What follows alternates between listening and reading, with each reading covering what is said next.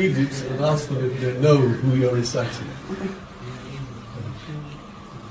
أعوذ بالله من الشيطان الرجيم.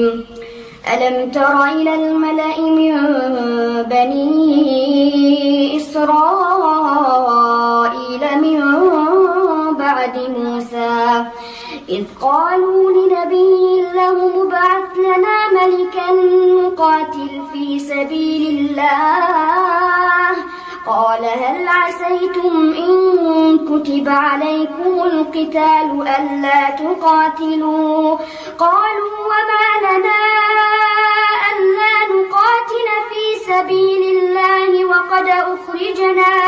وقد أخرجنا من ديارنا وأبنائنا فلما كتب عليهم القتال